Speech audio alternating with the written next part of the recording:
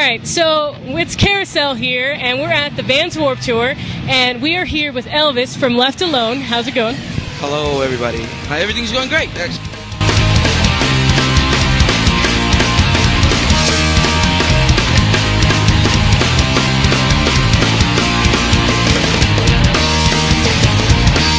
good, that's good. So, as we know, you guys are big into DIY. Yeah. How is that? Is it still working out for you guys, or...? Yeah, a little bit, yeah. I mean, we've been a DIY band since the beginning, and I don't think it's ever going to change. Even if we got bigger, we still do a lot of the stuff ourselves. We print all our shirts, all our patches, our pins.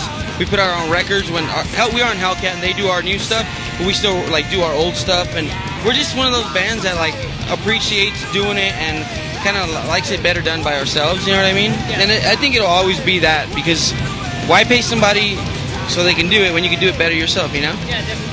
So, I know that you were talking about how you put out your own records. Is that something that you would recommend for a band that's just starting out to maybe try to start putting out their own records, or do you recommend them going a different route?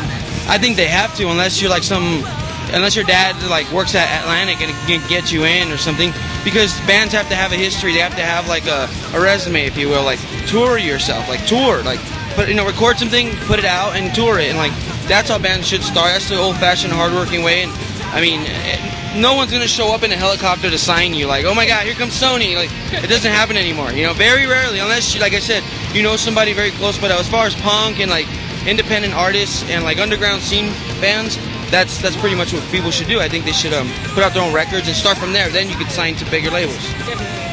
So, I mean, for the bands out there watching, and they want to start doing DIY, what's the most important tip? Because there's a difference between DIY and really ghetto, and no one's going to take you seriously. So how do you differentiate between? That's actually really true.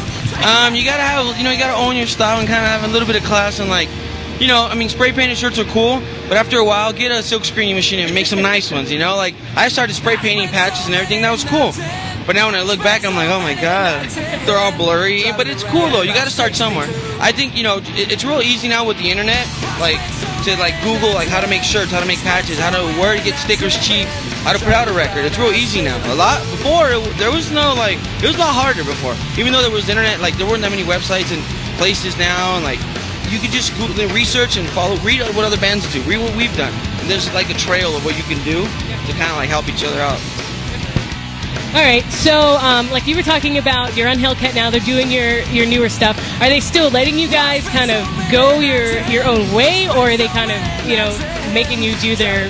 The thing about Hellcat is that they're an awesome label where they let us do pretty much wherever we want. Tim is really cool about everything, and he really backs us and supports us and gives us the... he trusts us. I mean, we're not going to do some retarded, techno song. But even if we did, maybe he'd be like, go ahead, I back you. But, he's always been supportive, and that's really good for someone like me, because I've always done everything independently, and I've always kind of had to, well, I'll do it my way, if somebody doesn't want to do it like that. But he's always been real supportive, and the label's very, they've always backed real independent artists, even from the Epitaph side of the world. So I'm kind of lucky that I'm on that label, and that can work with them, and they pretty much let us do whatever we want. It's really cool. It's like being on a very big DIY label. You know what I mean? Yeah. It's a big indie, and it's awesome. It's the best of both worlds, Right. So you guys have been, pretty much, I would count you as veterans of the Warped Tour, and you guys kind of embody the traditional Warped Tour experience. How do you think that has changed now? It's changed. It's definitely changed. I mean, it's cool to see bands there goes Pennywise, and there's a couple of bands that were old school. To me, when Wild came in, they were already doing it. It's changed in a lot of ways. A lot of everything here is the bands.